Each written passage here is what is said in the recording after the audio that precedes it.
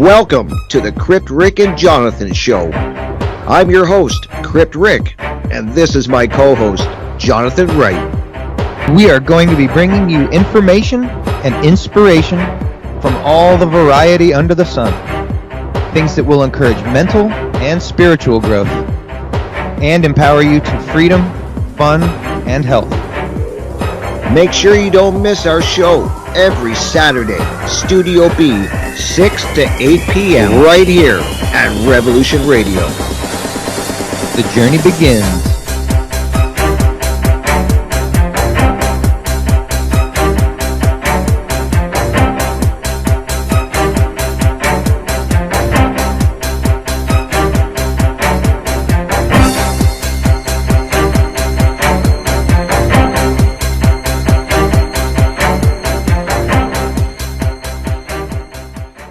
Welcome, everybody. It is another weekend, another Saturday evening, which can mean only one thing here at Revolution Radio. It is time for the Crypt, Rick, and Jonathan Show.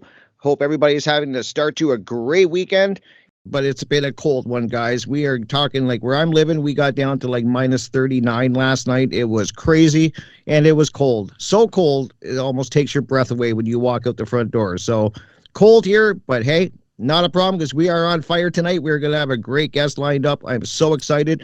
But before I go ahead and bring in my amazing co-host, I always like to let all our listeners know that here at Revolution Radio, guys, it is listener supported and your participation is needed at this time, probably now more than ever, because freedom is on the ropes. I'm telling you, freedom of speech is definitely in trouble. And anywhere you can go and support that allows freedom of speech and allowed to talk about any subject you want, I think is definitely worth supporting, especially now. Many different ways you can do that. Just head over to revolution.radio, head up to the donation section. There is cryptocurrency. So we have Bitcoin, Bitcoin Cash, Ethereum. We can do, if you want to do Patreon, we got that covered too. Select an amount, and we can just do that every month. That's a great way. And there is also snail mail, guys. It works. It's try, tested and true. It's just slow, but it gets there, guys. And it all shows your support. Any amount, it all adds up and it helps support all the great content here at Revolution Radio, all the amazing content creators who are bringing you topics of all spectrums. So you're going to find something that you definitely hone in with, guys. So thank you so much for everyone who is supporting and who is thinking about doing it because it's needed. So I always like to get that out of the way at the beginning because I think it is so important. And with that said, I want to welcome my co-host, Jonathan Wright. How you doing, my friend? I'm doing well, brother. Thank you very much. I've had an interesting week. I've had a good week, and well, that's good. I'm excited for this show right now. Yes, it's going to be good. We've got a guest with us that we've tried to get on a couple of times, and there was just communication errors and whatever other issues and. It was it's just shit happens. That's what it boils down to. Life happens and it just makes it that much better. Like this is literally the third time, so it's the charm. It's gonna work. It's gonna be awesome. I've been waiting to chat with this dude for a while, and it's fun because in the time I've been preparing, I just get a bug right beforehand and start listening to a show a lot more. That's what I was doing. And taking some notes. And I mean, dude, like when I sent out my email, I said, this guy knows a lot of stuff about a lot of stuff. Yeah. And I just kind of left it at that. I named his shows, which I think I've got him. I don't know. You might be involved in more stuff. You're definitely a busy man. But so I've got you, as far as I know, New York Patriot is our guest. And I believe you can find him with the Occult Rejects. Yep. And that's that podcast and Spiritual Gangsters.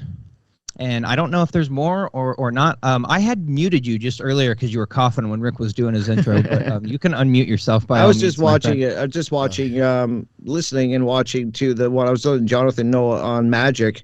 And you had a guest on Raven, and I was fascinated because I think that's I love that topic of talking about magic because I think I was telling Jonathan, everybody thinks of the Hollywood version of magic where, and I think it's something so much more than that. Magic is such a big topic, and it covers a lot of areas. So, I mean, that was a great one I was listening to. I'm like Jonathan, watching now for a while. Yeah, man, and before I let you come in and give your bit, I did want to say briefly, because I know that one of your things is your calling card, I suppose, that I know you've probably told the story 500 million times and it's not really your thing that you want to do anymore, but it doesn't. It can't go without mentioning, and that was that you were, in a cult, as I've heard you call it, which is the Ordo Templi Orientis. Yes. Which is like a 20th century occult initiation crew that Aleister Crowley had a big hand in shaping. Yes.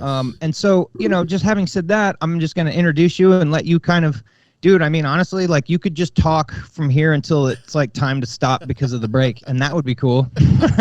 So obviously there'll be some questions and we'll interact in between there. Not a problem. But yeah, no F-bombs. We can't do F-bombs on the show. If they happen, they happen. It's like life. But no, I've done a couple of radios where I couldn't curse. Yeah. Okay. Cool. I think I did okay. Brother, cool. So I watch your podcast and I'm like, oh, it's gonna take some work. It's gonna take some work. Okay, my friend. Well, cool. Well, dude, the floor is yours. Tell us. Oh, actually, I do know where I wanted to start, and that was with. I wanted to give my interpretation of magic and what I think magic is, because I do want you to talk about magic, dude. That's like that's the key of this thing here. And there's different types of magic, like ritual magic, and then there's what I consider magic. And there's, obviously this is a more diluted and umbrella term, but it's just creating something to happen at your will. Okay, so to me, now, how much effort and intensity you put into, going through a ceremony and envisioning it in your head and all of these different things, casting a spell where you're literally saying something out loud that's helping create your dream or your outcome that you're desiring. So to me, that's what magic is. But I would much prefer to hear your version of it. Yeah, me too. It's such a big subject. It's a big subject, I think. Well, I mean, I think you really said it the best anyway, just right there. But in the simplest terms, for sure, it really is just, in my opinion, I guess magic is trying to, I could also say like two different types is like, trying to bend the will of the world around you to your conformity, and then maybe trying to bend, change the inside to find your will. It can be more of like instead of so much in this world, it's more inside your head. So, I mean, magic you can call upon something into a candle into this world, or you can call upon something within yourself, so it can be very, very different. But I do think it can be anywhere from, like you said, just trying to bend, I guess, maybe the matrix to your will, to I think you can take that as far as actually dying and leaving your body for a few seconds and coming back. Yeah. Wow. Yeah, that's for the hardcore, there's a huge right? spectrum right there. Yeah. Yeah, right. Exactly. That's for the hardcore. That's for Kiefer Sutherland in Flatliners. You know what I mean? That's when you're doing the real stuff, man. Or OA, if you've ever seen that on, I forgot, was that on Netflix? OA. I mean, I hate to say it, I think that showing a lot of people some real stuff. What is this called? OA? Yeah, it's about people having, and honestly, and I've had people on my shows, and this is even something else. If there's a listener who's had an NDE that's very close to magical experiences for magicians, and that show is basically about people having NDEs and like jumping timelines and going into different realities instead of going back to where they were. And I mean, even parts of it, which is funny, if people, I guess maybe nowadays people may not remember like Whitney Houston, but like even in the show, they're showing how like a part of doing that is just drowning the person so they die and then resuscitating them after the fact. And when you start seeing, certain celebrities always taking pictures in tubs and in water, and then people dying in water, you wonder maybe it was magic gone wrong. Good point. Very interesting. Wow, No, it's man. a good, yeah. Wow. See, right off the bat, man, I knew at first thing I'd be like, cool, man, stuff I haven't thought of and new things to think about. Interesting. Yeah, and that especially makes bringing sense. up Flatliners, too. You must have seen Flatliners, right, Jonathan? The movie, way back when? Yeah. Yep. Yeah, and I've always found that movie really fascinating, just the whole concept of it. And I'm sure everyone else that probably watched either. I think you found it really creepy or you found it really interesting. I was the guy that found it really interesting. Like, wow, I wonder if people are doing that. Or if, and obviously they are to some extent. And that was the one that's like set in a hospital scene, right? Yeah. Yeah, it was like Kiefer Sutherland and then like a couple other people. I don't know at the time were maybe popular. And bring them back. Right? Yep. Yeah. And then they bring he him was back. all like, it's intense, and it's like, you got to do it. It's like the only way to really get to the other side, to really find out the secret or whatever. Yeah. Yeah, but the only catch was, if you remember, that when you came back, you brought your sins with you. That was kind of the trade-off and I See, was like, I didn't interesting. I didn't get that part of it. I was too young. I didn't care about that. I was like, pretty famous dude doing some acting stuff, dying and ghosts. I'm like, I'm in. That's it. That's all it took. Did you ever see? Did you two gentlemen happen to see Midnight Mass on Netflix? That was another weird one. That sounds really familiar. In that one, eventually, like, some priest comes to some island where, like, I guess the priest has died or gone away, and some new one comes, and he's got, like, this angel, this demon kind of. It's just really weird, but he starts handing out, like, this drink, and the people drink it, and then they end up dying. And then they come back, and they have this wild experience, but then all of a sudden it's like, what I was getting at, it's really a good example of bringing your sins back with you. Is that I think if you're not ready, the people end up turning into like vampire zombie type things, where it's like now you're just animalistic because you've lost your mind, because you brought your sins back with you, and now your mind is fractured after what you just did. Oh, wow. So if anybody saw that, I think that's a good example of I just wrote it down. What your boy just said. For sure, man. Well, it's an artistic way to show exactly what he said, I think. Okay. All right. Yeah. So it shows that it's not all fun and games, and you're not just going over the other side to like see pretty colors like you would on acid or something. Yeah. Well, sometimes just a cool spin on it. I think, and I've heard somebody else say it, was somebody on my show a while ago. They said sometimes I think and I would even say, I think the Akashic Records, in a sense, is you can tap into that when you start, leaving yourself. Sometimes maybe you'll come across this stuff and you just weren't ready for it. Yep. You might find out some truths that are really a hard pill to swallow, and then that can cause problems after the fact, I think, too. Yeah, for sure. Yeah, I've it's funny you bring up the Akashic Records. I found a prayer that you basically pray and kind of set yourself up for that's what your intention. You state your intention as far as to go into the Akashic Records, and then it's about visualization and really visualizing your own records, and it kind of gives you a direction on how to kind of go about this. And I could imagine that an accessing of it from the method that you're speaking of would be much more significant, let's say. Because I've done that where I've accessed what I thought was the Akashic Records. Like, I went through the prayer, I went through the visualization process. I kind of went in and I looked for something in my life, and I asked a question about it, and it was something really simple, because I wasn't trying to. I'm not the type that's like tries to prove like I want to see that mountain move or it's not a deal. You know what I mean? Like, I try to be realistic about things, and and until I'm really ready to get into it, I will see the mountain move, but I'm going to build up to it. I understand how. Just like you can't do 10 pull-ups right off the bat, man. You want to, but you can't. And then when you get worked up to 10, then it's like, damn. You're just doing stuff you never thought you could do. So it's the same kind of thing. So I would agree with that for sure. You got to build yourself up slowly. I think a lot of people dive into a lot of things. They dive in too quickly. I've been guilty of that in the past. So I think, you have to do it gradually, like Jonathan's saying. Absolutely. There's a process to it. Yes. Yep. Yes. If you want to, I know you did mention the Ordo Templi Orientis. If you want, I can get into that real quick just to give a background. Love to. And why I left as well. Yeah, let's do that. And maybe like how you were a young innocent noob at one point, and then someone said something and you looked into something and now it's on. Yeah. How did that go? All right, well, I'll get into we'll get into all that for sure. Cool. I guess just to quick background is like when I was younger growing up, even though I had grown up in a Christian Catholic type of family, my parents still at least believed in like the paranormal was a possibility, and that aliens or something existing outside this world was a possibility. So I at least had grown up kind of open-minded with that. And as I got older, and I guess really 9/11 kind of woke me up to thinking like something isn't right here, because I even remember like that day happening, and like just what I heard on the radio and what I was told by the end of the day that happened was completely different. So I was like, what's this?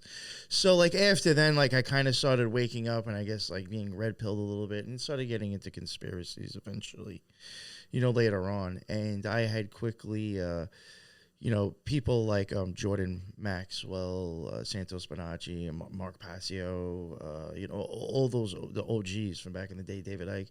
I got into them, and a lot of them were always talking about occultism and secret societies and magic.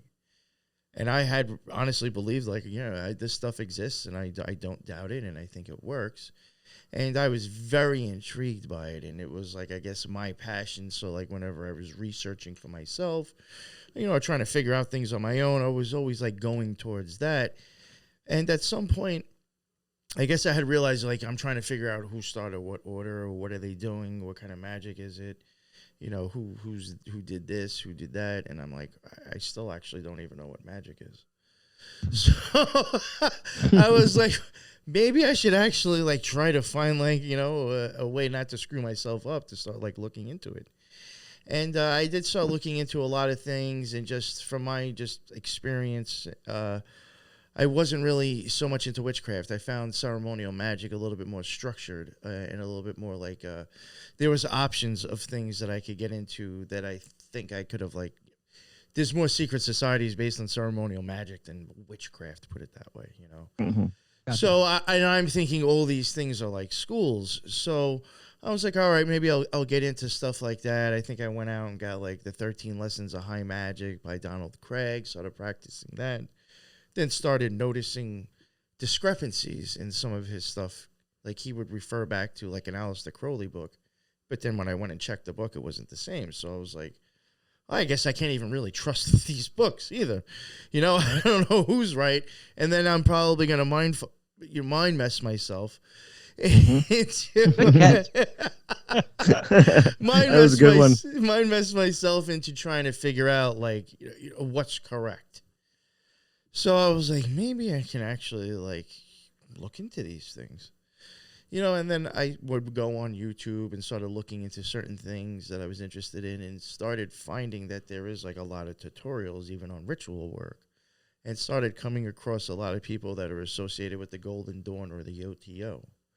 And I thought the Golden Dawn was a little bit more of appealing to me because it seemed a little bit more structured and very much like I guess like Harry Potter for adults, like, maybe you got a mentor. It just seemed very structured. And I was interested in that, but there was none around me, or at least none that were coming up as like something that's really recognized. And they'll Right. put their stamp on and say, yes, that's us. Wasn't really any of those around. I did believe Crowley was an occult genius, but I also wasn't a fan of him either. I do think he was kind of a degenerate at times, or a lot of the times. And I was like, well, let me see if anything with the OTO, because I do know they do use Golden Dawn style magic before he gets into the Thelemic magic. What do you know? There's one like 20, 25 minutes away from my house. So I was like, all right, well, I guess I'll just, I'll stick with what's available and I'll check it out. And checked out their schedule. They on their website, or I don't know if it was their website or maybe their Facebook. That's another thing. A lot of these temples actually all have Facebook. Like they all have ways of being found. They're actually not secret at all. Like if you're going to look for them, you're going to find them. Believe it or not, it's not hard. So yeah, I checked out their calendar and saw that they had a Gnostic Mass coming up. And that's a Gnostic what now? A Gnostic Mass, which is like their version of church. In my opinion, you're watching somebody like cross the abyss and come back. And I knew that I had already came across that on YouTube. So I was like, all right, I already know what I'm going to be seeing, what's going on. I'll go to something like that so I already can have an idea of what I'm expecting. So I emailed them, let them know that I want to come, and told them the date of the Mass that I wanted to come to. And they said, a few days beforehand, just email us again and we'll give you directions to where the temple's at. And I said, all right, that's cool. They gave me directions. And then when I get there, it was already weird because it was like, it's like in an apartment type complex or building that has a gate. So they're already in their email, they're telling you there's a park across the street, go sit at the benches and hang out until someone come out and get you. So I was already like, yo, this is like weird already. But I was like, whatever, we'll see what happens. So, but I didn't know the exact situation. It's just telling me to go sit in front of a park. So when somebody comes out and they're like, yeah, it's a gated, like it's just a place that you need a key to get into. They're not just letting anybody, come in. So it was like security reasons for a whole building that, everybody lived in, tons of different people. But they also rented out like rooms to like organizations, or like, I think there was like an old ladies craft thing that was in the same building. So we get in, and we get into the lodge, and I'm there, and they go over a few things about just letting us know certain movements that they expect the people to do as the mass is going on. And then we go in, the mass starts, and it's pretty much the same thing that I had seen on YouTube and expected. And the only difference, though, that shocked me, there's a point in the Gnostic Mass where a priest puts the priestess up on the altar, and then he like closes like this veil, and he does his own spiel, and then comes back and opens it back up. But when I was in the lodge and they opened it back up, well, she had no clothes on. So I was like, oh, well, this is a little different than YouTube. All right, I wasn't expecting this. And I'm standing there like thinking, like, if it gets any more weirder, I guess I'm just going to leave. But that was about as weird as it got. And I was like, all right, I guess I can deal with this. And I stuck around after, spoke to a couple of people, and, they were very nice at first. And they were like showing me how, like, the lodge I went to was very active. They have classes on like candle magic, sigils. They could have history classes on people that they think might have like attributed to occultism. I mean, they could have like a day on just Jung, George Jung, because he was big into archetypes, and my opinion, he was an occultist as well. And I think the OTO believes that too. So it could just be people like that. They'll do stuff like that. They'll have rituals too for certain times of the year. We went to winter solstice. The Book of the Law that was written by Aleister Crowley, that was done in a 3-day channeling, just like most cults are based on channeling. Yeah, exactly. So that was done in 3 days. So they have like, the 3 days of a ritual that they'll do for that. But so like I found other reasons to stick around besides like going to like the Gnostic Mass. And the reason why I really went, and I can tell you right now, when I walked in the door, I already knew it was not going to be permanent. I realized this is a place for me to just try to find people that are practicing magic, that I think might have half an idea, that I can bounce stuff off of and maybe, learn from, or get their experience and see if it matches mine, stuff like that. Because even when I got there, there was a feeling that something wasn't right. And then eventually, within 6 months later, I just noticed what I felt that wasn't right is that it's a liberal, tank. It's a liberal, like, growing tank, It pushes a lot of liberalism. There was a lot of people that were just actually vocally open that they're socialists and communists, no problem. You started adding people as friends, on Facebook and social media, and, like, their picture is, like, their face and then communist underneath it. And I was like, oh, wow, like, kind of people am I going here with? So, so like that already started to make me like just more of I'm not staying forever.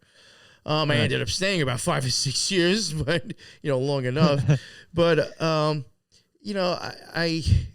just started to also, I went into the whole idea that I wanted to join because I wanted to stay out of the matrix myself. It was never something that I thought, it was never really gains that is like too much. I wasn't trying to extend my reach. I just want to stay out of the system, live a decent life, have what I need, and not be screwed around with like the rest of humanity around me, Right.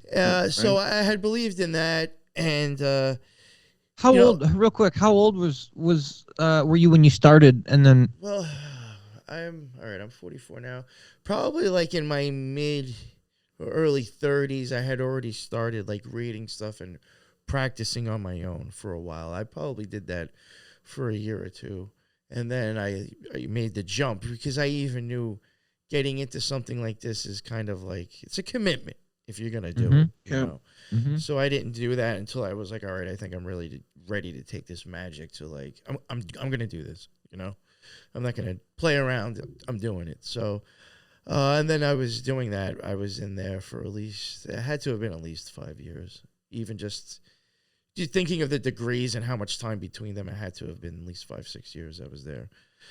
So like I said, I went in with that mindset and was also very much in the idea that like, even though I was trying to make the world around me a better place, I was still thinking that like I was creating some force outside myself to do that. That was my belief at that time. As I started getting into it, my ideas of magic would start to change. And I guess, unfortunately, those may have also been reasons why it kept me there longer. Because now I was intrigued and had a different perspective, so I wanted to stay around and see if that made any sense. And I did start to think it was a lot more psychological in a sense. Like the magic really is controlling myself, and then the world around me just kind of goes a lot smoother. I don't need to control the world. I just need to control who I am. So I started looking at it that way, and that kept me going for a while. Eventually, I started getting into a lot of shadow work because I started to get this idea that if it's very psychological, I need to get my own head straight. You know, there's obviously something wrong up here, too. So I started doing a lot of shadow work and, you know, a lot of ritual work on that as well. A lot of meditations, a lot of chakra work, trying to align myself. And at some point, you know, and like I was always very ritualistic. Like, you know, I had a regimen once I first started. I did my lesser banishing ritual of the pentagram in the morning and at night to remove all earthly influences. I would do meditations. Eventually, I would start doing the lesser banishing ritual of the pentagram, remove all earthly influences. And then I would do the lesser banishing ritual of the hexagram, which is now removing all planetary influences to make sure that, you know, I'm really kind of thinking for myself now. And meditations, you know, and you're just adding different styles of meditations. I started getting into that, and like I said, a lot of really looking deep into myself. Started getting heavily into the Kabbalah and trying to figure out how that was mentally instead of more of the God aspects and all the associations. Just really trying to get at, I think that the tree is like, you know, mental transmutation, really. So I started looking at it like that more, and at just some point I started just getting these different like experiences. I started finding myself, instead of so much of like invoking, I was big with Egyptian gods because I thought Egyptian gods were at least a little bit more middle down the road or conservative. It's not like they seemed overly violent or overly barbaric, and they didn't seem overly sexual. So I just felt like it was like kind of like a safer thing to deal with, you know, something that wasn't so broad. I even started finding myself just working with God, actually. Believe it or not, it doesn't sound that exciting, but that's what I started doing. Figured I'd go to the source to ask for help, or you know what I was trying to accomplish within myself. And I really did start to feel like there was something or a presence when I did my stuff. And just started getting very much into meditating, learning breathing techniques, learning how to visualize stuff. And then just like one day, these things started to click to where it's just like I was going somewhere else. Like it's hard to explain. Like my meditations would just like bring me to where I was like literally seeing like almost like a vivid screen in my mind. And I thought that was cool. And I was like, you know, this is nice. And something at some point just was like making me think that there's more to this. And I really started to like focus on practicing visual techniques to make that better. And I don't know if it's, you know, in my opinion with meditation, you can get into the point to where you hear about these people that supposedly go into a meditation and like, oh, they're dead. You know what I'm saying? Or these people that almost can seem like very baseline. I do think that's actually real, and I think that's part of the magic itself, that's when you can start clicking out of time and space in a sense, or maybe tethering your soul. I do think eventually I started having those experiences, and whenever they happened, it was almost very systematic as well, with the same experiences, the same visuals. And when these things started to happen, I started like noticing, like, well, that's something in occultism I never understood, and like I'm seeing that in my face before I end up in a high definition like television screen. So it's just like I started thinking, like, something's going on here.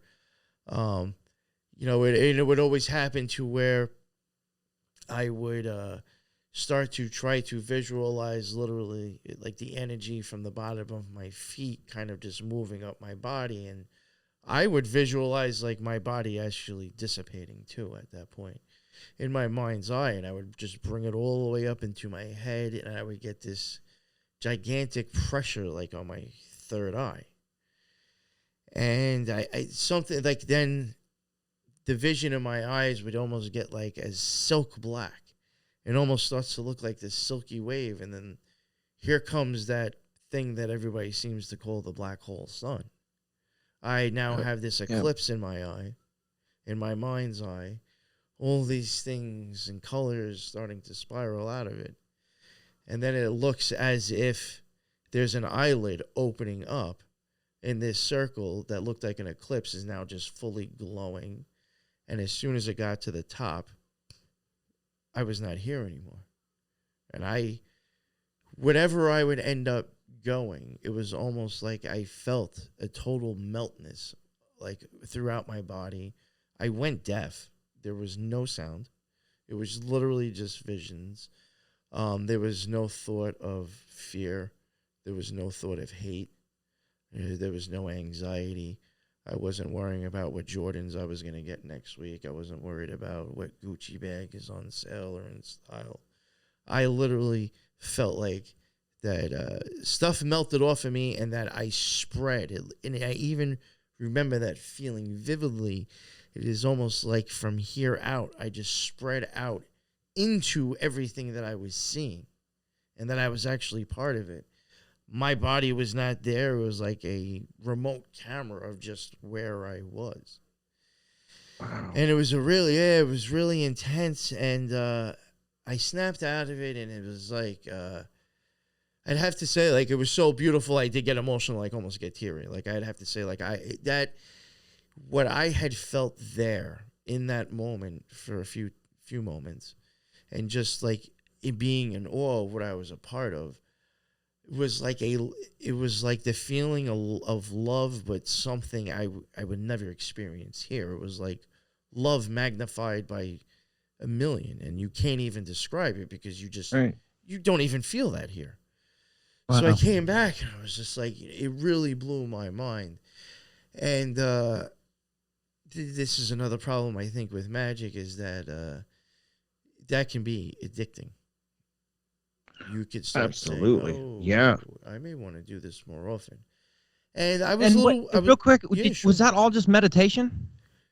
This is the crazy. All right, the first time I ever had something very close to that without the crazy visual, I had my whole circle set up. I had Hathor on the table. I had everything. I was extra different candles for the colors. The altar was, the color of the cloth was set up correctly. My own incense mix to match with Hathor. I literally, she's associated with Netzach, which is the green sphere, and the heart chakra are both green. Well, now I got a light bulb in my living room that's green. Like, I was going, like, all out for this stuff. Yeah. And you mentioned that before, kind of almost like, I do think that all does help with the mind-mental connection of what your intention is. I do think that stuff is very huge in the beginning. It's a prayer, man. Like when I was getting sober, my sponsor told me that between step 5 and step 7 is where you get fixed, but we don't know exactly how. And at the end of step 4, you say a prayer, but you don't say amen. And then at the end of step 7, you say another prayer, and you do say amen. And so he, in teaching me about it, was that like So everything that you physically did in between saying step 4's prayer, which was what, 2 weeks ago, 3 weeks ago now, and right now finishing, that was all one big prayer. So I'm saying that because, dude, yeah, putting the green light bulb in and making your own incense and understanding what those all meant, and then actually physically doing it, that was, dude, you were letting the universe know, you were letting God know. I'm knocking at the door really hard, dude, as best as I know how. And you're ready. Yeah, you're ready for this knowledge. Yeah, That's and, the way I and your see it. experience was so cool, man. I love Yeah. that story. And, That's so and awesome. what I wanted to ask too was, when you were having this experience, is it a feeling like I'm trying to envision what you were feeling and seeing? Did you feel like you were connected to like source, like the That's fabric of everything? Like I'm so fascinated yeah. with this. Like what you were like, was it source, do you think? Well, I've actually said, well, one of the ways that you just said it. I feel like that like I said, when I had that feeling of like stretching out, it literally felt like I am in like part of like the fabric of consciousness. So whatever I'm experiencing, I'm like part of Wow. it. You know, I'm not separate of it. Now, this is the thing. I think when you start to almost be conscious, and then like anytime I start questioning where am I and what am I doing. There's even times where I've like thought, let me try to turn around and see myself. That is when it starts to go away. It's like that almost brings you out of it. And I do think that is because now, instead of being part of something, you're sort of kind of coming out of it and being conscious of your separate self from what you were Yep. just in. Yeah, that makes sense. And I think It does that's make like, sense. then you kind of spiral back down the tree now and back into, the physical body. But I really, that is the best way to explain it for me. It's like becoming part of the fabric of whatever Now, you're experiencing. you weren't doing Wow. drugs, right? No drugs. No, that was another thing And too. so how long did it take from when you had your whole thing and then sat down? How long from when you sat down and then started meditating till you felt like, oh, something's happening here? Yeah, like I was saying before, when I did do that one thing with Hathor, um, I did like the whole ritual and everything, and like I said, that was a little bit of a different experience. I was doing the middle pillar experience and the middle pillar ritual, and that's kind of like focusing on the chakras, but not all of them. It's like 5 for whatever reason. And I was going up and down in my visualization, and like for some reason, it's like when I brought it down to my foot, it was like that carnival game where you use the hammer and hit the bell up. It's like I wasn't planning on going back up, but it's like I brought it down, and all of a sudden I felt something just shoot up to the top of my head, and I had this explosion. Oh, That wow. that was with Wow. the whole ritual, but I did not have all those other visualizations that started to become common once I just started sitting in a chair. I would just go and sit in a chair now because even for me, when I did meditation, a lot of times I just sat in a chair with a flat back, kept my back flat. They call it the God pose. You kind of put your hands on your legs and you just sit still and meditate. I would do that. I would try to normally go for like 20, 30 minutes at a time, once or twice a day, just to keep my meditation up. I started doing that, and there was a night where I had incense going. I had sandalwood incense going, and then I had just a candle, and it was like literally like maybe 5 feet away from me, like on like a hutch or something in my living room, and I'm sitting on a chair with in my living room, and I'm going into my deep meditation, and all of a sudden, like I started. I normally when my meditations, just as a way to get started and get into it, this was just for me. I would start like envisioning light coming down into my head, pushing it down into my body, going into the earth, coming back up.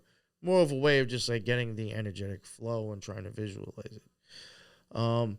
I'd start bringing it up to my head, and I started getting that very, very hard pulsating sense on my third eye area again, my chakra, that chakra area.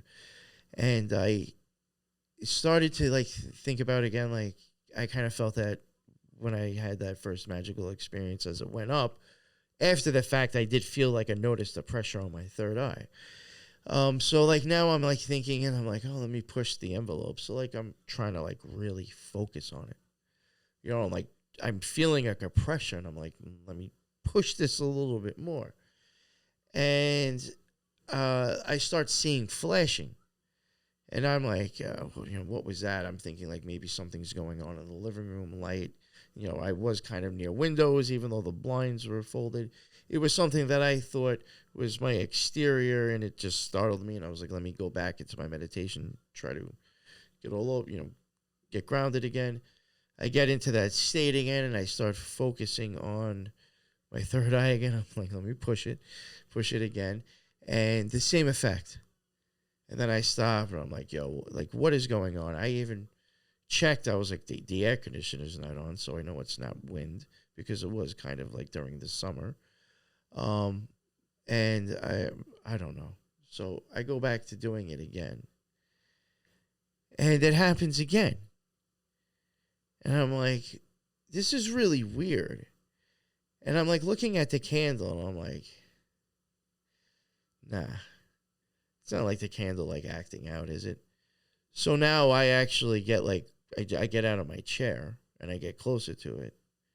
And I just look at it, and I start doing that pressure I just felt in my third eye. And this thing's, till it goes out. That freaked me out. No lie.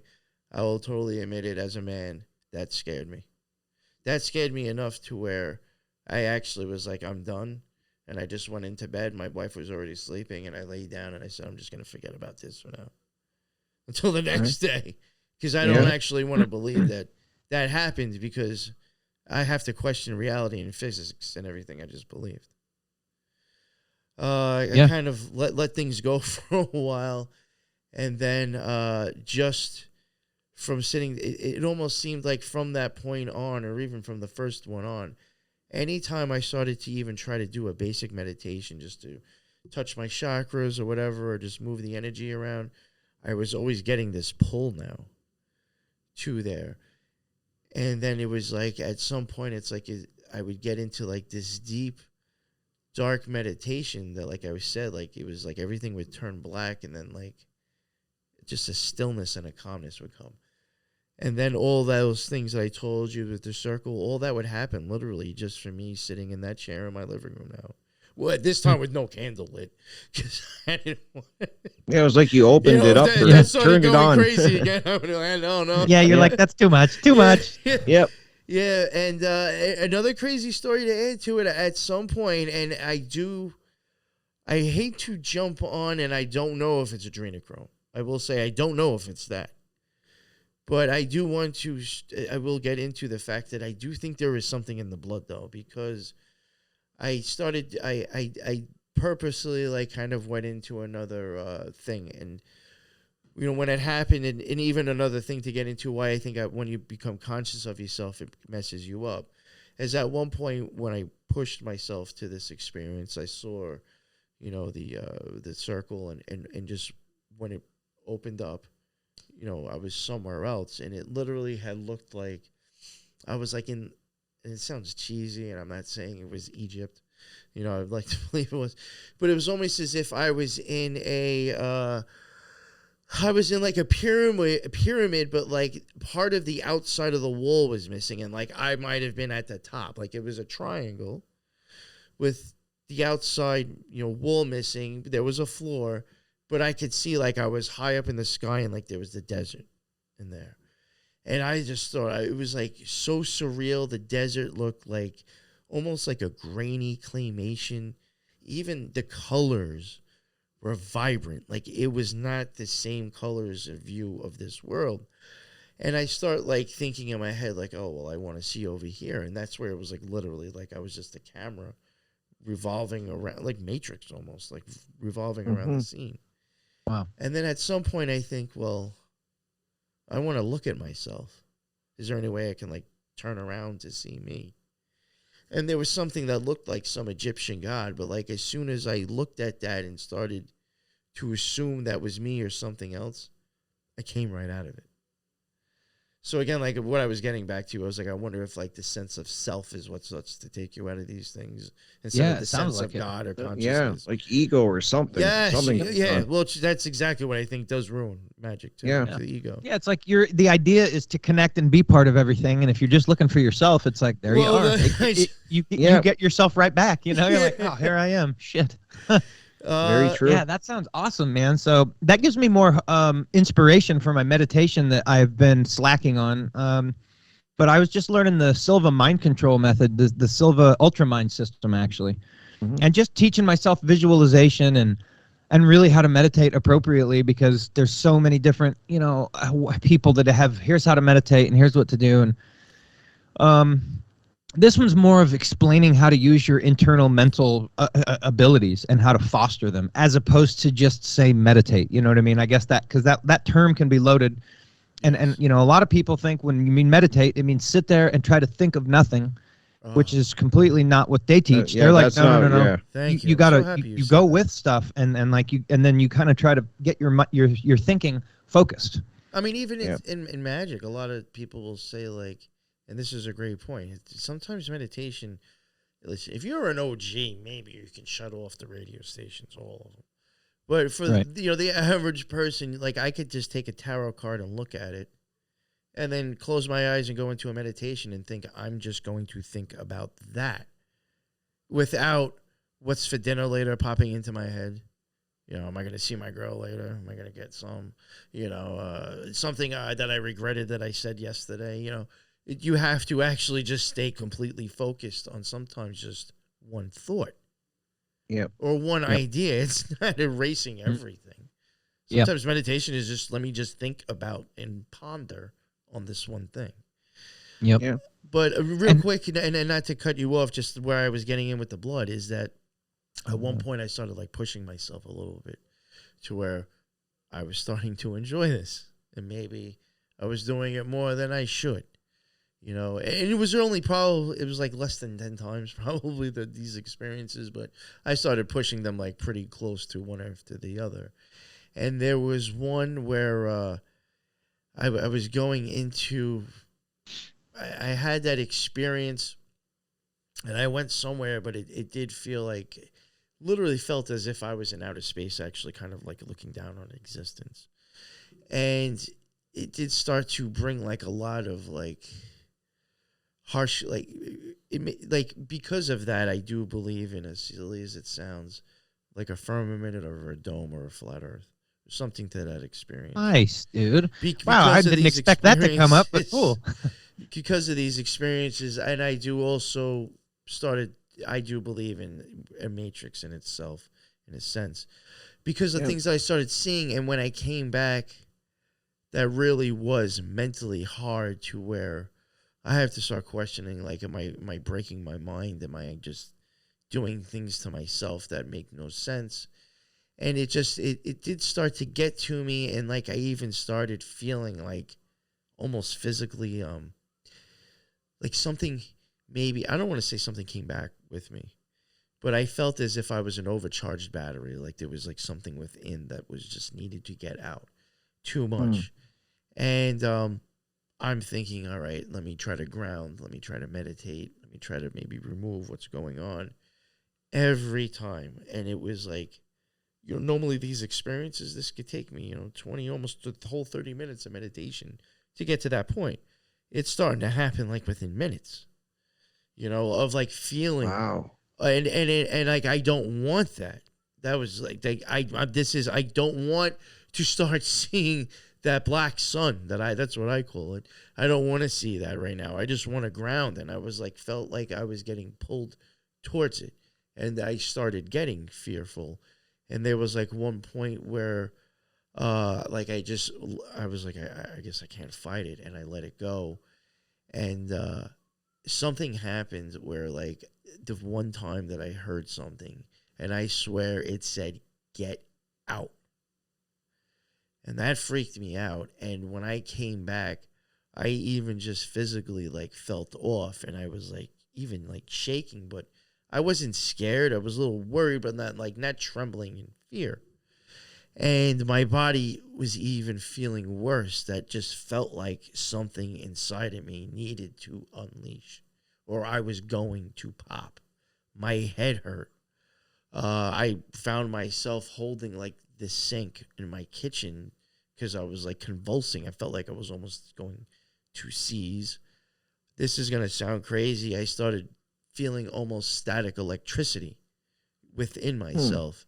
So I went to go lay down on my bed, and I was like, I have to try to,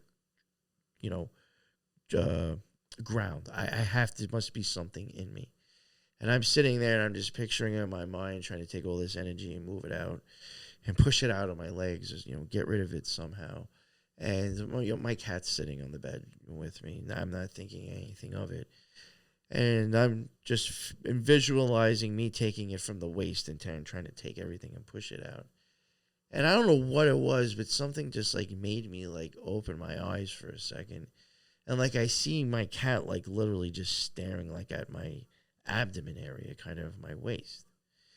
And like and like, again, not to brag, sometimes I could kind of visualize what I'm trying to do without my eyes closed. And I started doing that, and I'm watching my cat look at my waist and follow my legs as I'm pushing it out my legs. And again, I'll admit it, that freaked me out even more. Yeah. Because I'm like, why is my cat seeing what I feel? Seeing what's going on here. Yeah, and yeah. I'm like, this isn't what I thought I signed up for, actually, for magic. This is when I'm like, this isn't what I was here for.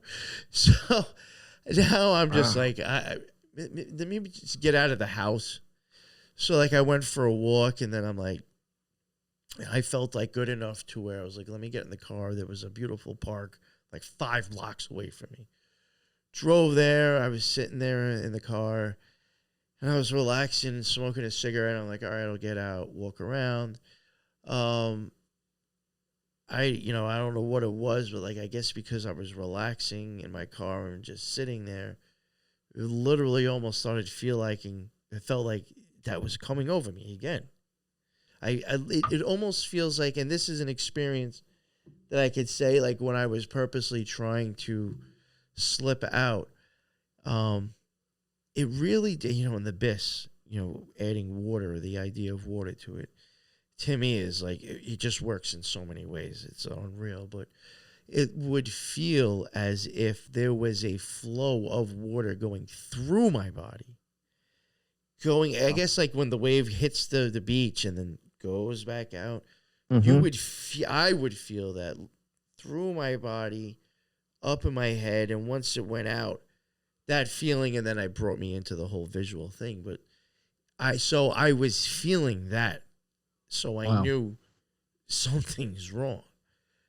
And I kind of like almost went into an experience in my car and like quickly snapped out of it, but like felt worse, and my eyesight just even was just very extremely bright, and like everything almost started to manifest as just light and started to like pop into a 2-board cutout of what it is.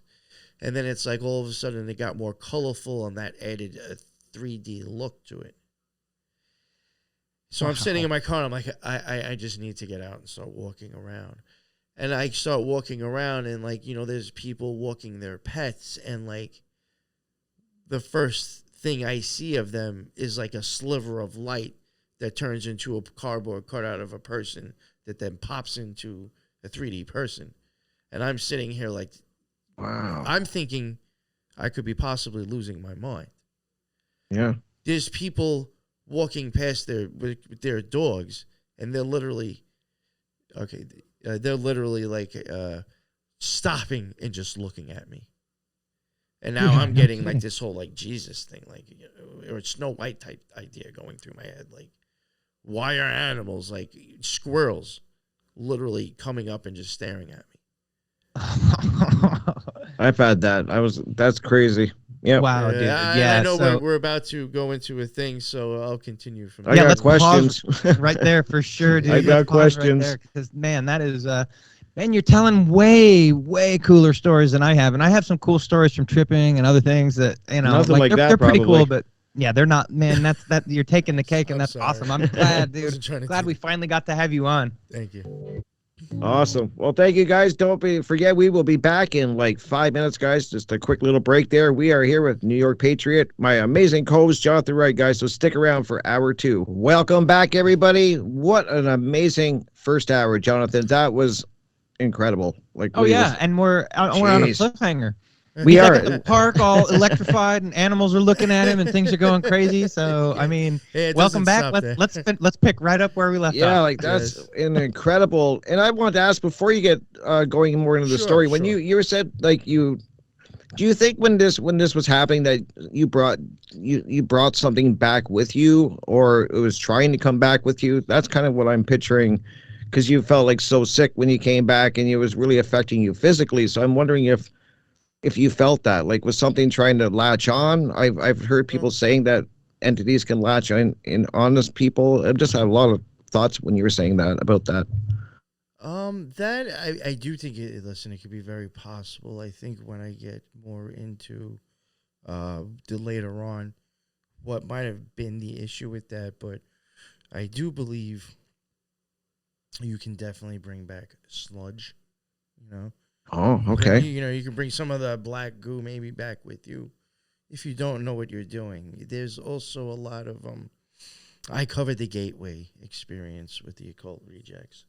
And there are other things that I've come across that when they, when it comes to meditation, but even the gateway experience, which I did try a few tapes, and I started feeling same experiences, feelings within the body that I felt doing magic. So I'm assuming this thing knows what it does, or they know what they're doing. There are a lot of things where you get that astral egg or that astral circle you're supposed to envision around yourself. In a corny, cheesy way, I do think that actually is something that is a help with not bringing back as much gunk, maybe.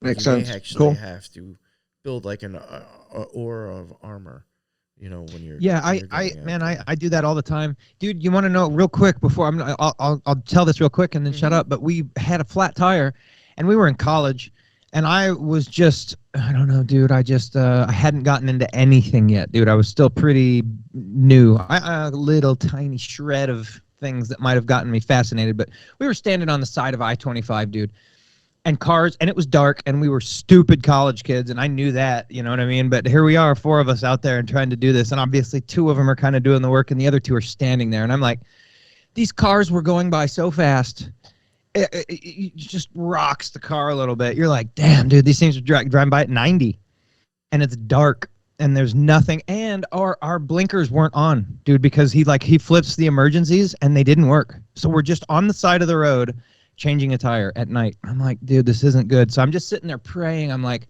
and all I'm really praying, I mean, I did say an actual prayer in my mind, but like, I just visualized a bubble of protection around the whole car and us. And within 5 seconds, the blinkers came back on. And I was just like, there you go. I knew at that moment. I got a chill, and I was like, yep, I know. I was like, I wouldn't have said it if I didn't think it was real. And I just kind of played it off like that. But I know that stuff's powerful and it works. You know what I mean? Just your belief. It really is your belief. It's like, I know we're gonna be fine, Yeah. And that was a bit of a reassurance from the matrix around me that, yep, you're good. I totally Wow. believe that. Not, just to even throw this in, you asked me about magic before. I think magic can be even boiled down to magnetism and electricity. So, Yeah. Everything is magnetism and electricity. It's true. It is. You start figuring that out when you get told that the world's not a globe enough times. You start figuring out, without anything else said, that everything is electricity and magnetism. That's it. Yeah. So All right. very cool, man. So okay, yeah, take us back to your story. All right. You're in the park and so animals now are starting I'm to in look the at park. you. Yeah. I got that, and people showing up, and like I said, like they would literally start looking like a 2D cutout, like just like gliding towards me, and like it would start to like more colors would get. I also think that maybe in this, I do believe we're in a matrix, and I think the fact that we see things colorful is what makes it seem 3D and realistic. You know, in a sense, as silly as that sounds.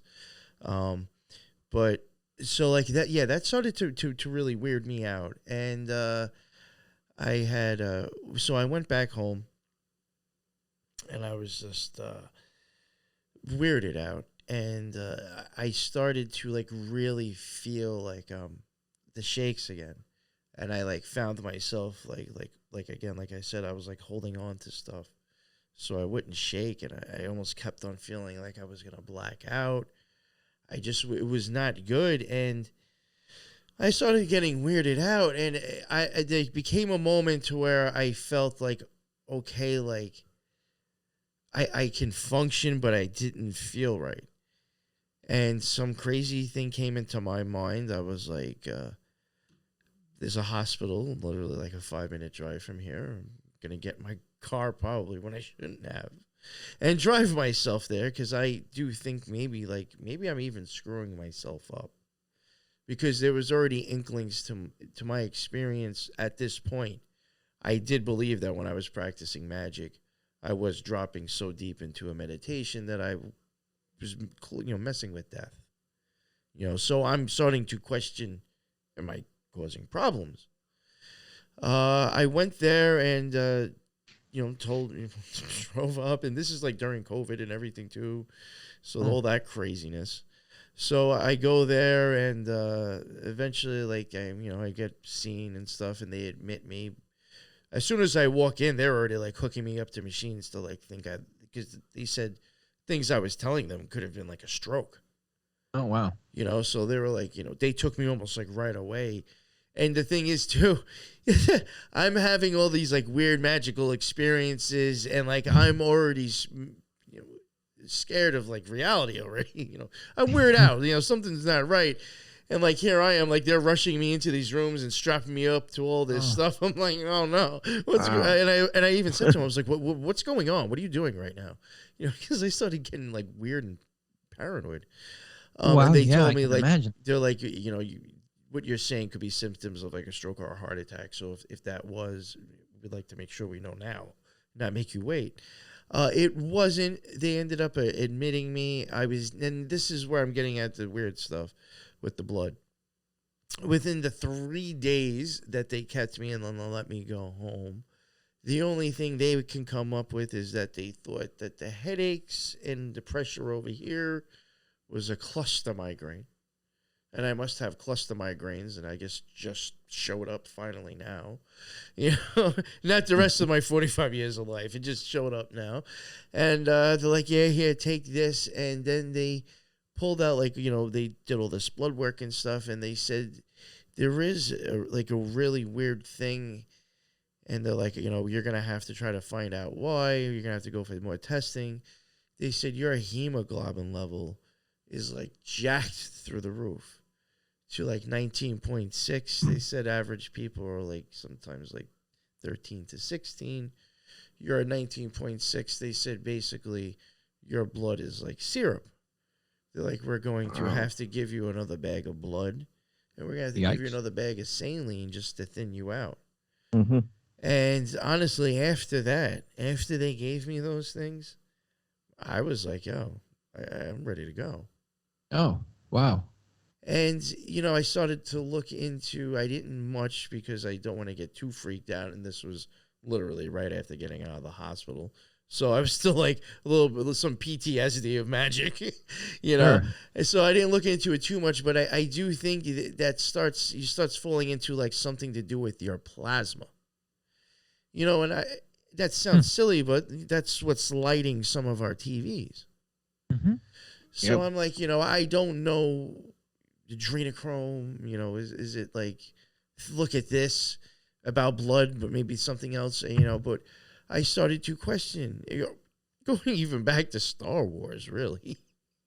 Mm-hmm. Is there something that's in our blood that we may have that we might burn up or something to be able to experience this? Or is there like changes within that maybe does physically mess you up when you have these magical experiences? But I just found it weird that one of my issues, and they told me to go see a hematologist. I went.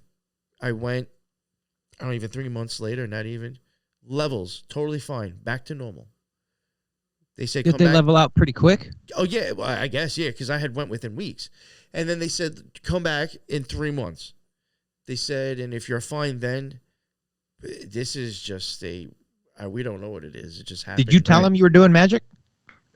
Not the hematologist, but I did actually say that to one of the doctors in the hospital because she had mentioned something that she liked my tattoos, and I do have you can't see it, but I have whatever. I do have tattoos, and the thelemic symbol on my arm. You can't see it there, whatever. I have occult tattoos. I have the elements on my fingers. She knew what they were and complimented on them, so it made me feel like a little bit like, all right, maybe I could talk to them. Yeah. And I had straight up told them, I said, listen, I said, all this started to happen. I said, after I had some pretty intense magical stuff, I said, I'm in a secret society. I practice ceremonial magic. And I said, I just got done having an experience that I thought I was somewhere else. And she had came back a few times and asked me a few other things. And she said, in her own way, she said, I don't think you're crazy. And she said, it's the same thing that the eye doctor said, which I'll get to next, said, I do think there are things out there that we don't see but do exist. And she's like, I'm very open to a world we don't know of. Oh, that's cool. So yeah, she was cool with that. And then they told me, this was another thing too that weirded me out. My right pupil was gigantic. And the left one was normal? It was actually the total opposite of David Bowie. And that's crazy. And the funny thing is that I know he's an occultist. I mean, he's open about it. I mean, he'll talk. Yep. He has talked about it. The Golden Dawn. He's got the Tree of Life on one of his albums. Absolutely. What is it? It might be something Station to Station. He even mentions in his lyrics from Malkuth to Kether. I mean, come on, you're talking about the Tree of Life. So, I know I'm that.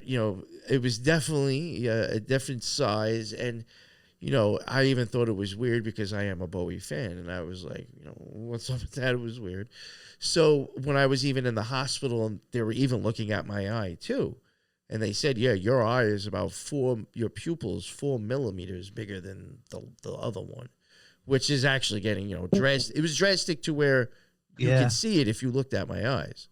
Yeah. They're they did a couple of little eye tests. My vision was fine. I could see fine. It's just I noticed it when I looked in the mirror. Before I went to the hospital, it was even like, what's up with this? Wow, yeah. Where did that come from? 4 millimeters is noticeable, man. That's a lot. Absolutely. So a lot. It eventually kind of, I still had it when I left, and they said, you're going to need to go to, an actual doctor, an optometrist, because we didn't, really run enough here. But you Did should they have ask that you if you got hit in the head?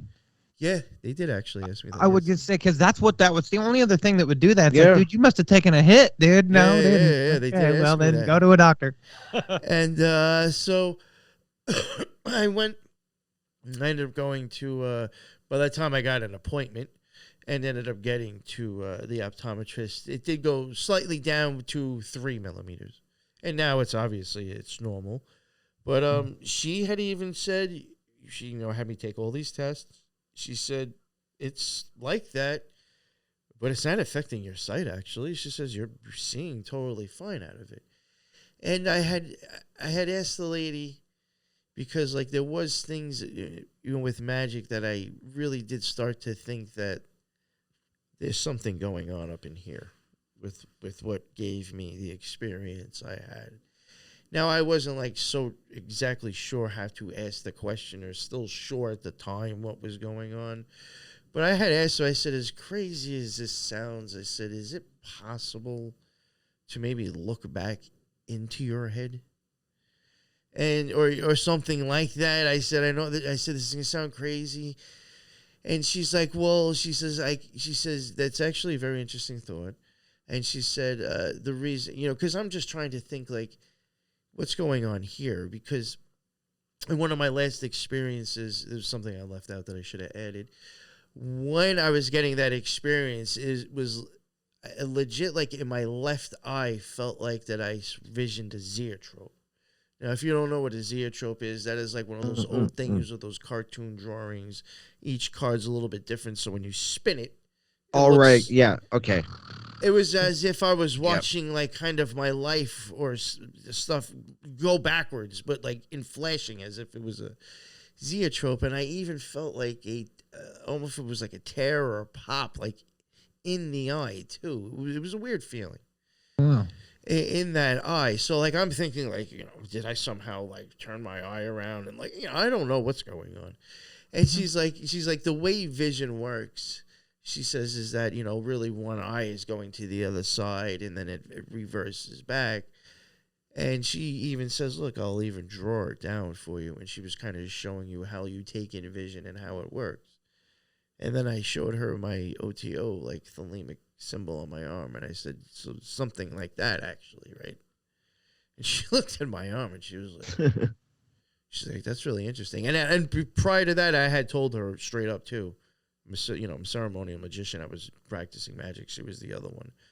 She was intrigued enough to where she's like, could you bring back your hospital files and actually let me go over them? And she's like, she even straight up said, she's like, I'm totally into that there's things in this world we don't see or know about, but it is a huge factor.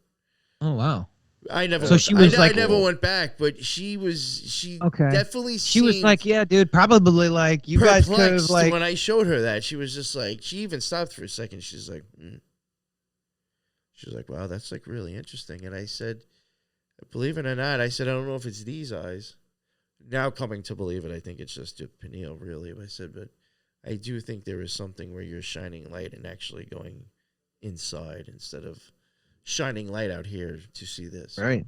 It's amazing she was interested in it too. Yeah. That's really cool. What's the symbol that you got that we can't see? That what's the thelemic symbol? Yeah, show us or just. Hold on. Yeah, tear your arm off and let us see. Oh, okay. Oh, okay. Yeah, all right, I got you. Yeah. That is really cool. Yeah, because like she was even saying that like really when your eyesight does cross in and then like kind of reflects again to like it'll look just like that. Actually, if you want to get really crazy, you can kind of like look up some things like with the reflection of like how your eyes take in light. That's interesting. So Vesica Pisces. Yeah, and so what you showed in sacred geometry, what I've understood is that the straight lines are male, masculine, yes. Yep. and the curved lines are feminine. Yes. Yep. Same thing, same exact thing right there.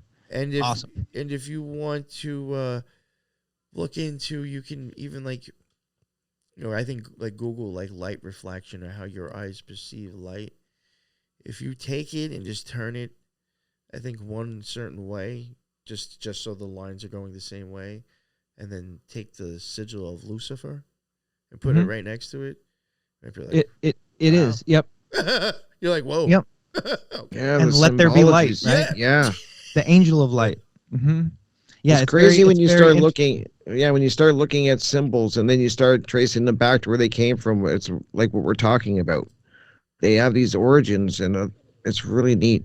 And it's the first day of Genesis, right? So that's how the Vesica Pisces is created. So the circle is created because God starts as a point and expands out into a circle to realize himself, really kind of is how that goes. And then on the second day, the first day of movement upon the waters, and let there be light, because that's the form that gets created.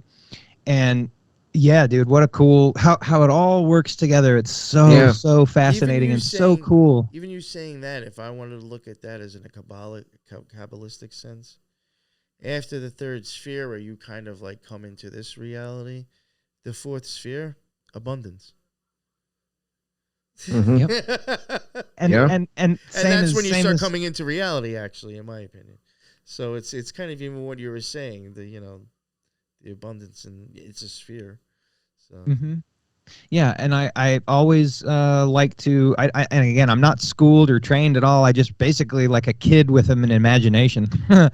And I visualize a lot of my heart chakra, and I don't know if that's leaving me unbalanced in other ways, but I just know that that's where I get a lot of it's just where my intention and my desire to, that's the one I like to focus on, because and it makes me, I'm a very emotional person, so I think that might be part of it.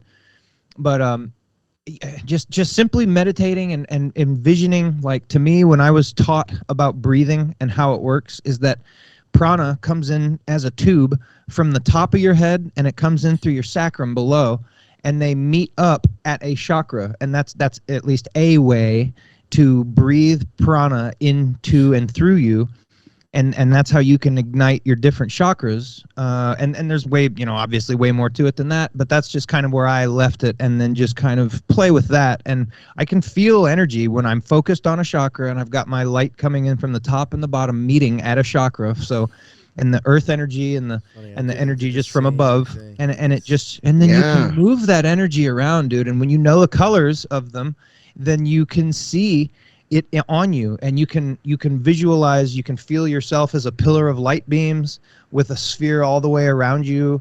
And then from there, and you get into some why can't I think of his name? Not Edward Casey, but man, I can't think of his name, but he talks about all the different astral bodies that you have, and all the different, and connecting to them. I can't think of his name, dude. We all know it. Rudolph. It's really cool too, okay, Jonathan, that you're talking about that, because we talk about how important grounding is, and it kind of sounds like, as you're talking, describing that you got the energy coming from the top and the bottom. That's grounding is very important, which I think a lot of people don't even do anymore. Really, I mean, how many people are really grounding on a daily basis? So right. I think it's important. Because we talk a lot about grounding. So grounding is very, and I hate to, like, I guess kind of like diss on a certain style of, like, maybe thought or idea out there, but when you get into this stuff and don't stay grounded, listen, I understand. In my opinion, I don't think we're meant to be in the flesh, but unfortunately, since we're here in this world, I have to play by those rules, and I have to be grounded to an extent to still function in this world, and to think of it, even just to be of service to anybody else. If that's the only reason, I have to be grounded to an extent. Some people will start getting into, like, the Palladians and all this. Like, I think you start almost getting delusional, and you have to remember you're still here. You know, and I think when people don't ground, you can start getting into these weird, fantastical ideas, and you're really not doing anybody any help or yourself. Not trying to knock all the spiritualist people, but I think there are people that, because you're not getting grounded, you can lose your way. Yeah, makes sense. And just on anything as far as spiritual goes, like, when you're only focused on you, you're doing it wrong. Exactly. It's that simple. Yep. You just could make a T-shirt. If you're only, it doesn't matter what meditation or what you're claiming, Buddhism or whatever else, dude. If you're only focused on you, you're doing it wrong. I'll be totally honest, a lot of this stuff, especially once I started doing shadow work, and you had even mentioned yourself, I guess, about, would you mention AA or a 12-step program or something? Yeah, AA. Yeah. I do think, and I think I might have even said this to you before when we did a show together a while ago, way too long ago. Way too long. Yeah, for sure. We can't have that much lag in between. Not between the next one. No, we can't. I probably said to you then, I do think that if you're really going to get into shadow work, the fourth step, really, that outline, I'm going to promote it. I mean, I'm not promoting Alcoholics Anonymous, but the way that they even have it in their book. Yeah, the action of doing it is what it is. And it's the first time when it presented itself to me, I went, yeah, there's that for you. I'm not doing it. I don't make a list, dude. I need to quit drinking. God, I knew this was going to be shit. And then I quit, and I didn't do it. And then a year and a half later, I was sitting on my chair, and I was at the lowest point of my life. And I remember the thought that came into my head when I broke down and called my sponsor back, and I hadn't talked to him in over a year. I was like, dude, I'll make any list he says. I'll do anything he says. I remember, like, that was from my heart. And I think, honestly, in that moment is when I was released from really needing alcohol. Because, boy, I'll tell you, I needed it to get through my day. And if I had it, I'm pretty good.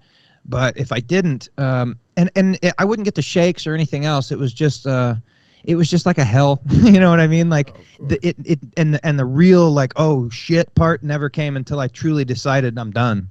And then I went through this weird detox thing that I had never one day in my life gone through, even though I had not drank for like 11 days, right? So I've gone through the amount of time that it would take for your body to detox from alcohol and was no worse or better than any other time. Mm. And then when I decided to quit that 5 days, I was in hell, dude. Like I couldn't explain it. I couldn't sleep. I don't know. I didn't have the shakes. So there was no like, oh, he's going to have a seizure. I just could. Hard to explain, dude. Yeah, Something about my eyes. I was shoved back. My consciousness was pushed back inside my head, and I was looking at people through my eyes from inside my head. I don't know. It's so hard to explain. It's like I wasn't there. It was like I was inside my head, and I was like kind of shelling around. My body was this shell, and I was like, dude, I was hallucinating. I had gotten 2 hours of sleep night after night after night. So like on night 4, when I was like, I have to sleep tonight, and you still only get like 2 hours. Yeah, I've been there. Yeah. That next day, you're like, oh, this is not good. You know what I mean? Nothing is good about this. So. What's amazing too is that the 4th step that you said you kind of gave the finger to, Jonathan, was one of the most crucial steps. And that's just really fascinating how quickly you were to be like, I'm not doing that. And then you realize a year later, like, wow, I need to do this. I didn't even know if that was the step. I didn't even know what it was yet, but I knew that I'll do it. Yeah. Boy, I'll do whatever he says, because that dude had 33 years of sobriety, and I had 3 minutes. You know what I mean? Even at that point. So I'm like, I'm done with life, dude. I need to be done with this.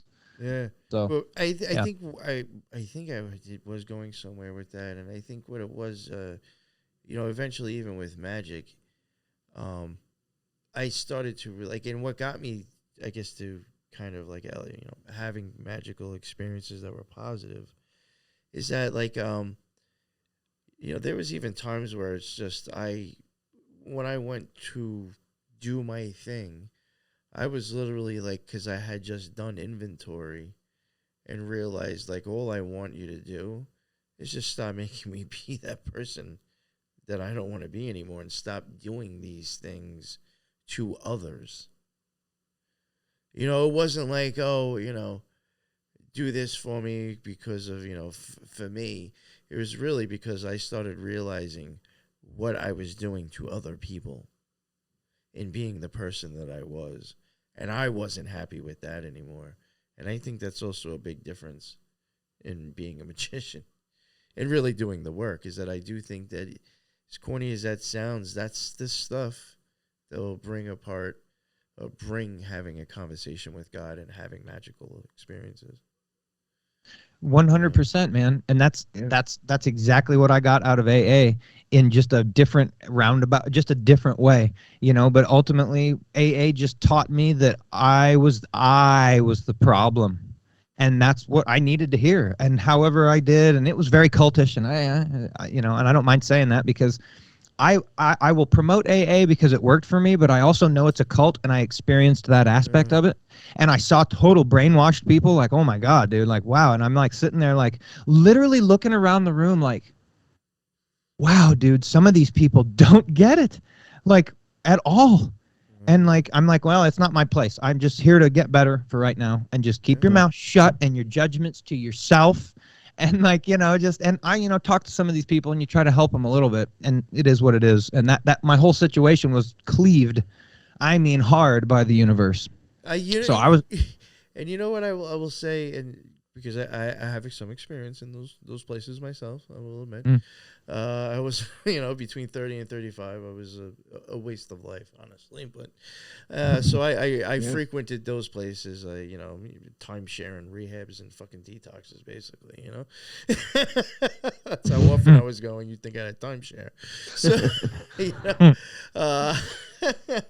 but I do think it will free you. And I do think, though, this is where I think where the book and the organization screws up, in a sense, is that if you really read that book and do everything it tells you to do in that book, I think you'll be fine. What the meetings are telling you to do, It's The totally meetings different. are- And the dude- thing is, the meetings really, the book doesn't. I don't The think meetings are the don't legitimate need to crack that you get to exist, do on actually. that program. That's your crack. Yes. Are the meetings, and that's what Yes. people do. It's these meetings. They'll go to. I know there's people doing 3 a day, dude. They're like, and because you get to share, And they put and a you badge feel on their good. chest, thinking that they're hot shit because they did that. That's right. And then they can actually say before they do it, they can say that they're here to help others. And then that appeases their mind. They're doing this for other people, even though they're not. And that's what was wigging me out. I'm like, man, you people are deluding yourselves. And this meeting stuff is like, whatever. If you have a good sponsor that knows, like I now know, that the book, follow the book, do those steps, and man, honestly, good luck to you in life. If you want to keep going to the groups, do. If you want to call yourself an AA dude and go be that, do. But realize that it's like being a Christian. You're just signing up to a club and you're writing your name on. I am a Christian. You know what I mean? All right, whatever, That's dude. fascinating. I'm in AA. Yeah. All right. That's fascinating, Jonathan, because I'm thinking of my friend who was in AA, and he had to go to a meeting every day. It was something he had to do. Oh, I've done that. I've done that. Wow. And I mean, he couldn't miss one. I mean, it would just mess his whole week up if he missed a day. Yeah. And that's wow. But Yeah. real interesting too, and then we can go into something else unless you want to keep talking about this. Sure. Two things that are interesting. Oh God, not Dr. Bob, right? Robert Smith. Mm-hmm. He I can't wait. I think it was him. I'm sorry. One of them, just one of them. They were known for channeling. Yep. So doing seances. Mm-hmm. And there is and I do see a possible maybe. People do question actually if Aleister Crowley himself wrote the book. Because he did have the Astrum Argentum, which was the AA then. And I All right. believe it or not, I do think he understood. This is part of the PSYOP too, and I can get into why I even left the OTO. I think he understands. He really does understand the PSYOP in the mind and how it screws you. You know what I think? So, and he really does believe. I really do think he understood that in magic, you have to remove the demons that are controlling your mind. It's that in the OTO, he hands you the demon or the image. Unfortunately, that they did that, and that's one of the big things with the OTO too. Just in their image, and when I was going, I do feel like, everything has like the Golden Dawn. They have their own look. The OTO, they have their own look. They have their own flair. In my opinion, the OTO seems to accentuate on the vices that stop you from having magic. And because, a lot of people will think that they're going there and the things that you're witnessing, this is the magic that's going to get you the results. And it's like, no, these are the vices of magic that you're seeing that's going to, stop you from having an experience. So, Wow. yeah. So, but the whole thing with that though is I do believe that Crowley did really actually understand that, like, doing the fourth step, I think would even lead to a magician having magical effects, that can really help with the soul's liberation. Yeah.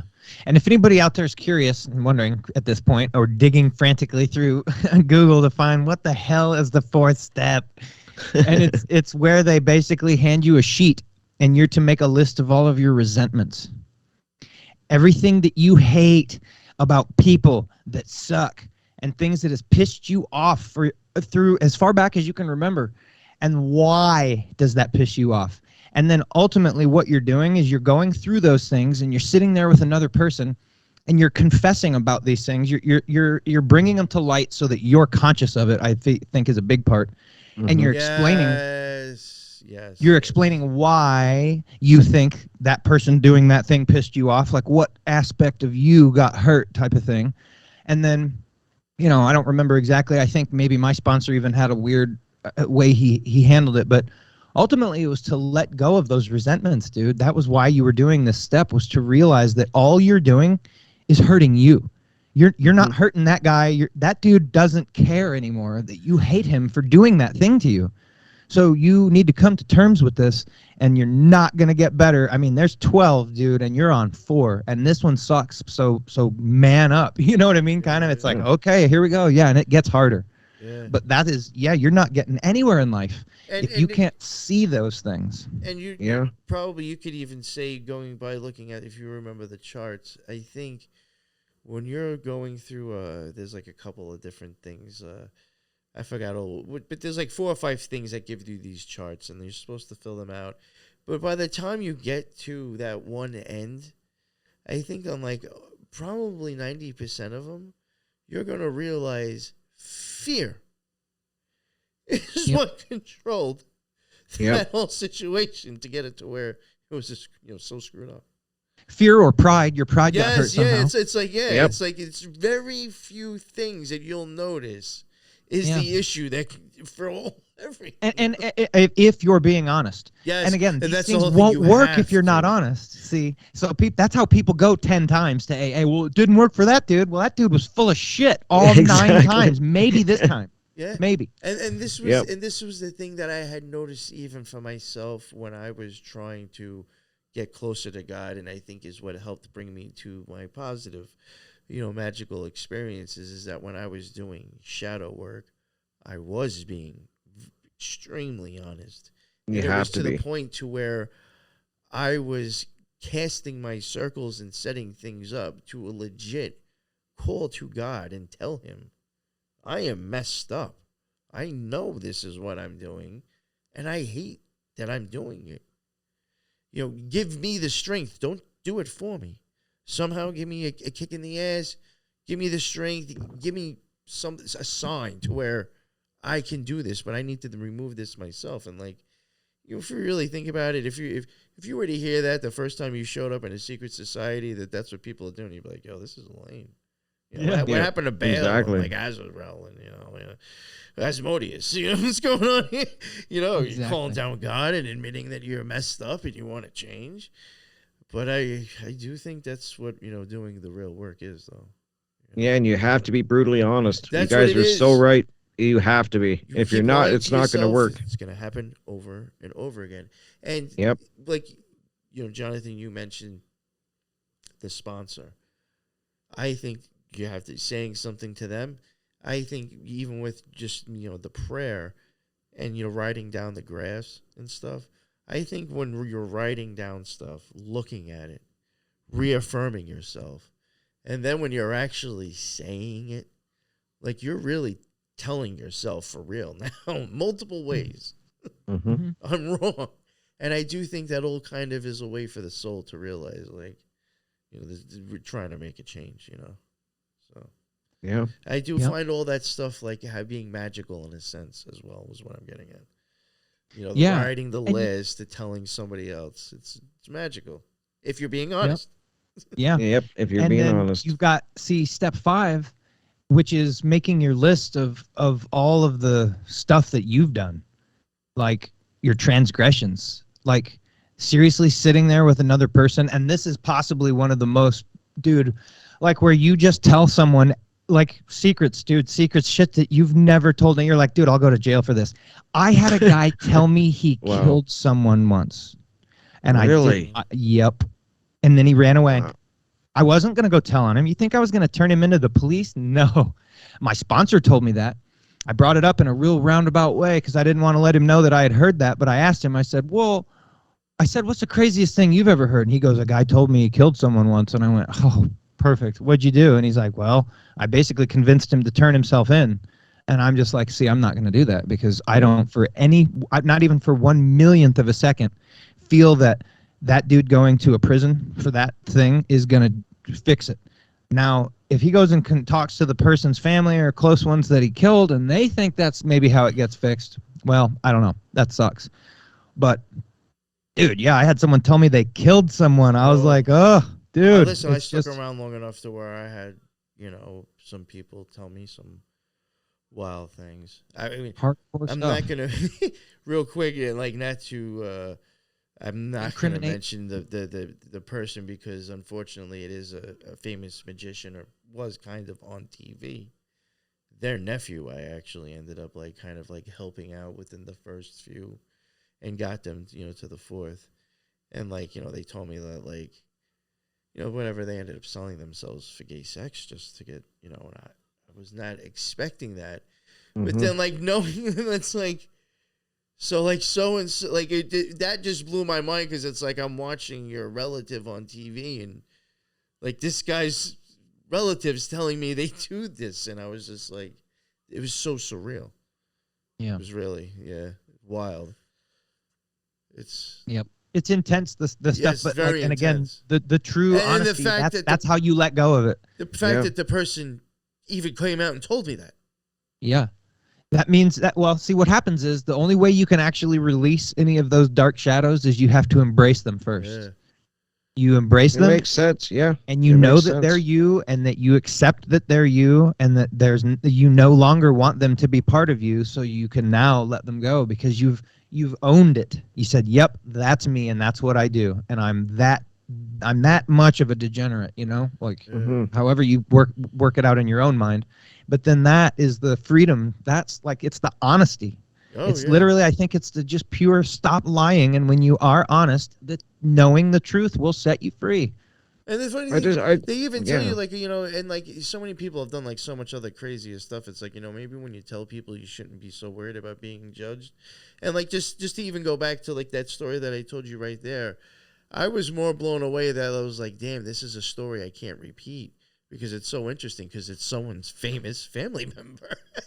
Right. It wasn't so much like you did that. It's like, oh, yeah, well, okay, people do that, So it wasn't even like I looked down at them or was surprised about that. It was just more of like, damn, I can't believe, like, wow, and I can't tell anybody. I know. What a cool story, and I can't tell it. Can't say nothing. I'm keeping, respectful, Yep. Very interesting. And I wonder, Jonathan, too, like, as you're talking about how you got to say it to another person, and I'm wondering, is so important, like, because you talk about doing the shadow work, and I'm thinking, like, do you get the same effect if you just acknowledge it and kind of say it out loud to yourself, or do you think you need that other person? Yeah, see, that's fascinating. Real life skin in the game, dude. Telling somebody your embarrassing shit, dude, in front of God. Sense. Making a point to be like, what I'm doing here is coming clean. There's people that will go and volunteer at this place where I sobered up, near where there was, and they would volunteer to do fifth steps for people. Because some people don't have someone close that gives a shit, that will be present with God to listen to their crap, to help them get past it. So that was one of the things that an AA person can do, is like go volunteer at places to do fifth steps for people, and wow, it's that important, stuff. I've even heard people who are not religious were like, "Yo, well, I want him to confession." Yep. It is. It's a confession. It made it a little bit easier, because I know I'm never going to see them do it anymore. It was still uncomfortable, but like I was able to get it out and tell someone. Interesting. And the weight that's lifted is so great. It's so great, dude. I literally have zero secrets. I have zero secrets right now. It's like 10 pounds just like fell off of you. Yep. You're like, very powerful. Yeah. Yep. It's one of the cooler things. You'll be walking on clouds. Yeah, and I'll tell you, I actually felt a demon leave my body. I feel like I did enough work that I exorcised an actual demon from myself. Like, or I don't know any other way to say it. Like the weight that lifted, I can't say that I physically felt lifted off the ground, but like almost. Like something went up off of me, and I was like, whoa, dude. Like that was so noticeable. It was so like everything, but like I said, literally kind of coming up off the ground for a second. The weight literally was like, I was like, there was nothing on me, you know what I'm saying? But like, I feel lighter. How crazy. And it was after a phone call, because I couldn't see the guy in person, but it was literally one of my last amendments, and I just called the guy, and we hated each other. I mean, there was actual hate going on there on both sides, and it was real. And his brother had called me, and I like his brother. I used to work for him. And, oh, yeah, dude, by the way. And he's just like, oh, I just thought I'd call you. I hadn't heard from you in a while. He didn't know anything about me sobering up. So I just unload on him a little bit and just go through my amendment to him. And he's like, whoa. And I was like, no, it's cool, dude. I have to do this. And I said, and I need your brother's number, so I got to make sure it's the same. And So I called him, and I literally exorcised a demon of my own at that point when I finished with my 45-minute spiel to him and just apologizing for everything and being like, dude, I don't hate you. You know what I mean? I don't know what was going on with us there, and it was just weird, but I wish the best for you. And he was saying the same thing back. What a good moment, because he didn't live much longer. And I'm so, so grateful that I got that out. Wow, Wow. that's great. I remember That there is was amazing. one time when I had to do like an amends with somebody, and I ended up like seeing them. This really screwed me up actually, but it in a good way, and I guess whatever. It was both. I had made amends to like an ex of mine, and I remember just like they broke down right in front of me because like, and like it wasn't anything like horrific or illegal, but it was enough to where it hurt them Mm-hmm. a long enough time to like when they broke down and cried, it was because they never thought they would ever hear those words come out of my mouth, and that the fact that they just did now said that they actually feel they're free from the shit that I did. That's so That powerful. blew me away. That hit me. Mm-hmm. Yeah, And I was dude. like, what's funny, it's just like, even though like in my mind, yeah, maybe it was like, grimy, but like nothing like crazy or serious to me, but not to them. It was. Right. That's so Yeah. true. Words Exactly. have power. I tell people that all the time, that you can really hurt with words and in actions. Words are But then magic. it is. And then just sometimes you just need hear somebody to bring it up and acknowledge it, and then it's like Jonathan said, it's like getting rid of a demon. It really is. Yep. And you start it's that weight that gets lifted, like it's like a vacuum. You know what I mean? And a vacuum doesn't work, and so it gets filled with something. And now Mhm. that you've kicked something negative out, your terrain is becoming inhospitable. So that means that now you can receive more. I don't know what you want to call it. Good God energy, like the source energy that really you can focus and channel into just about anything you want. And I think that I do so much work on my heart chakra that's where all of mine comes in. Oh, And so my very first important. my first reaction is just, dude, help people. I just want to help people. That's all I want to do. I Yeah. will make my way in this world, making sure other people are okay. And how can I fail? It's like, I'm not going to have a mansion. I'm probably not going to be riding around in a big boat. But I never put those things out. The universe can act in weird ways when you start doing stuff like that. So maybe I get a big boat. I don't know. It's not my focus, and I go with the flow. And when you live like that, and I've done that for long enough, that, dude, cool as shit stuff happens to you, because you really are just like, well, I don't really know what I want. So, let's just go out and get what Yeah. we get. You know what I mean? And More freedom. Yes. Absolutely. Yes. Yep. Yeah. So When you're super good stuff. Fascinating. fixated on sometimes of something that you're lusting for, you'll realize you'll just get what you need anyway. If you're not like specifically saying, "Oh, that this is what I need to like make it, be happy or make it big," something Yep. totally different could come along and make your life amazing.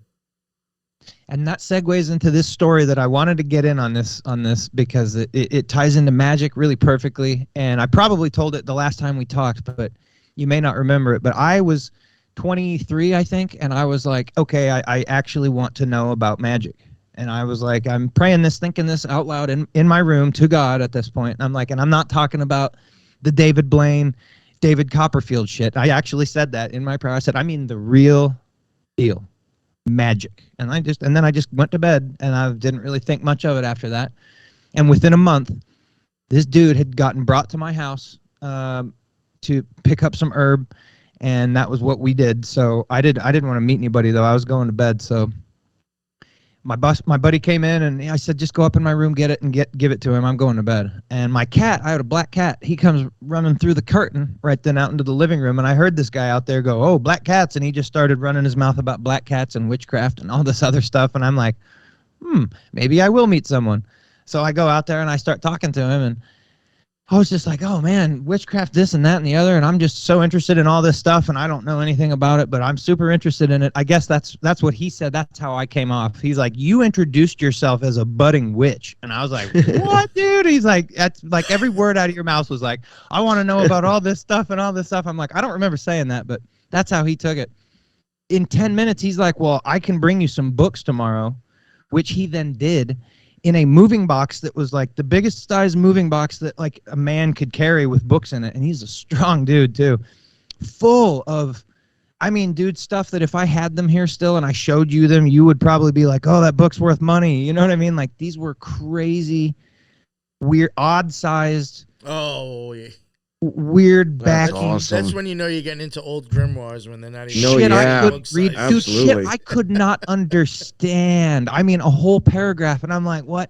And I sat there and I looked up every word, and I tried to then re-put together what the hell it said based on understanding what these words are, and I'm like, this book's not getting good for me. This isn't gonna work. It'll take me a day to understand the first 2 sentences. No doubt, yeah. So I settled into the Kabbalah, and I read about the I Ching, and I read about. He had books, dude, that were just I couldn't believe. And so, man, you get what you pray for. Let's say that I got what I prayed for, man. It was, and I just remembered like having that realization that sitting there in my room, like I prayed for this, and dude, wow. Yeah, and open to it, receiving it. It's important too. Like you're just open to it, let it in, and yeah, it's like, you don't want to meet anybody new. Well, what if he says it's about black cats? And I was like, okay, I'll go meet him. Yeah, exactly. You were just open. Yeah, very powerful. You know, and something I would like to add, just because, like you even mentioned, you know, these books that showed up. Maybe I'm preaching to the choir. You know, it doesn't matter with your listeners. You know, and I would like to share this for mine. So maybe some of mine still. Because I don't think I've been, like, so open about it until, like, a little bit more recently. But, like, you know, you can have all those books, and it does not mean that you're going to do something bad. Absolutely, yes. You can have all those books and actually learn about yourself, learn about the bad aspects of yourself that some people call demons, and learn about, you know, the bad aspects of man themselves. And find out, you know, what you got to do to get closer to God. You know, it's just, you know, sometimes I think people just assume that, like, Kabbalah, automatically I'm invoking Moloch and killing kids. Like, I really wish people. It's just knowledge. People need to realize it's the person that's going to make that good or bad. The intention. Yes.